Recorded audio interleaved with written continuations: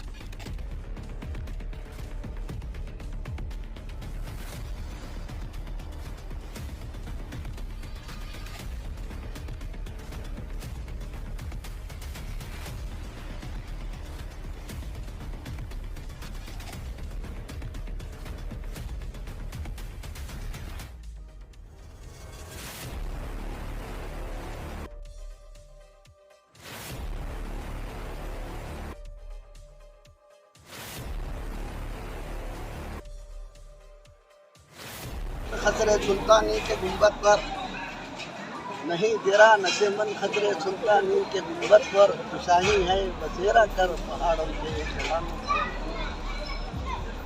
ये शेर कर्नाटक हकीकत में शेर कर्नाटकी हैं। तकरीबन 30 साल के मुद्दत तक हमारे इस इलाके में उन्होंने एक शासक की हैसियत से, एक मिनिस्टर की हैसियत से काम किया है। इनका घराना एक तारीखी घराना है।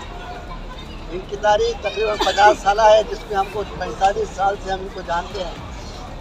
हम वो आपस में तकरीबन साल 2 साल के बड़े छोटे हैं, लेकिन उनके वालिद साहब हमारे इस ताल्लुके के बहुत बड़े इंसान हैं।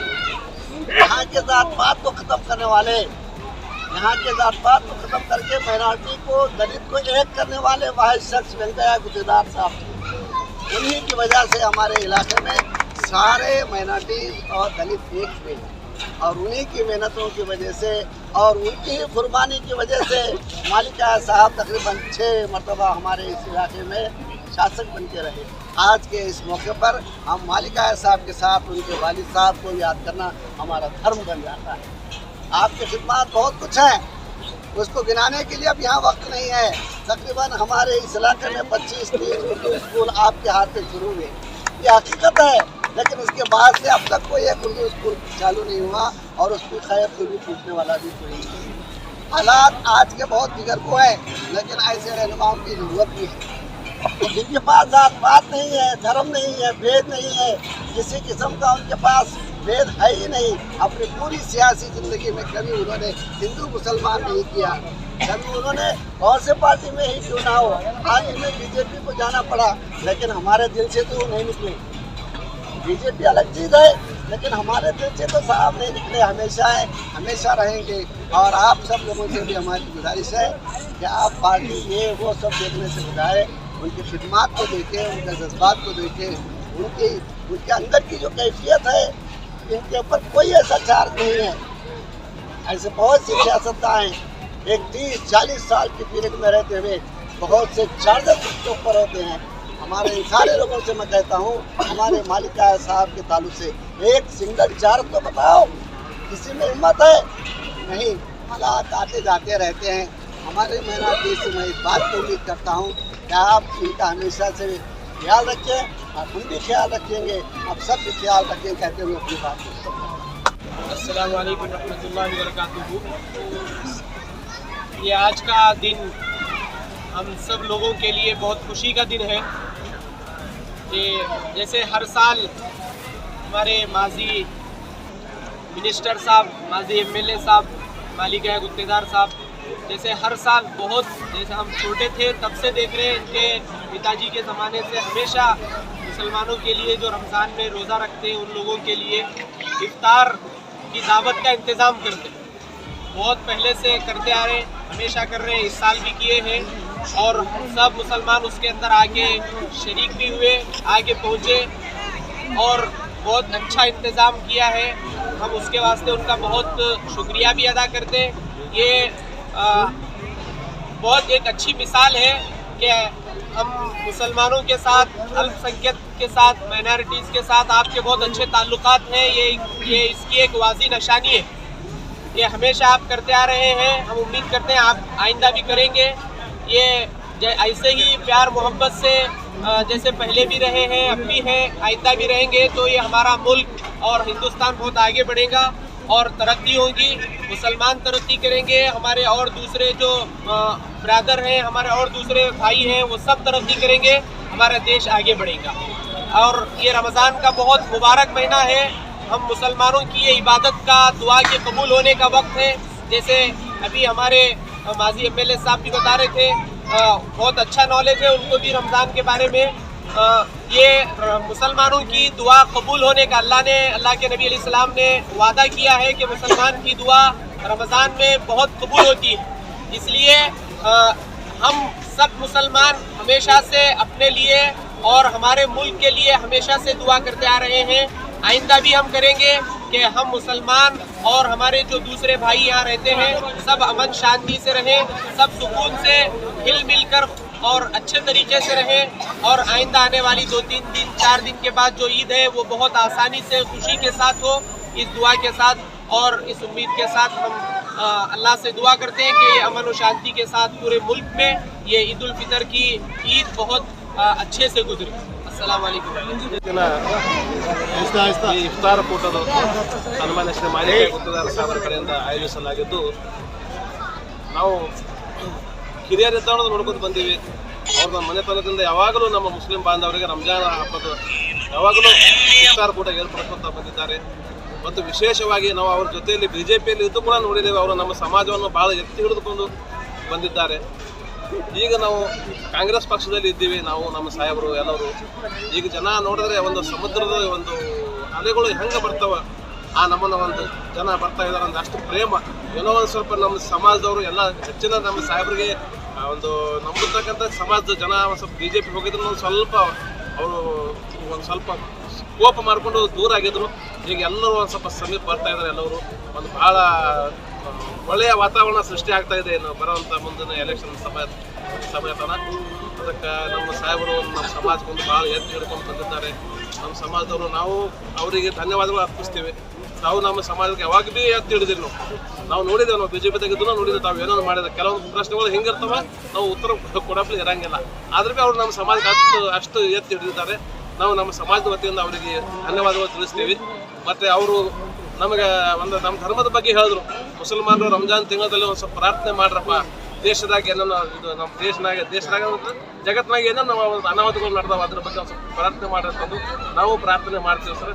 ನಾವು ಒಂದು ಸ್ವಲ್ಪ ಇಫ್ತಾರ್ ಕೂಡ ಏರ್ಪಡಿಸಿದ್ರು ತಮಗೆ ಧನ್ಯವಾದಗಳು.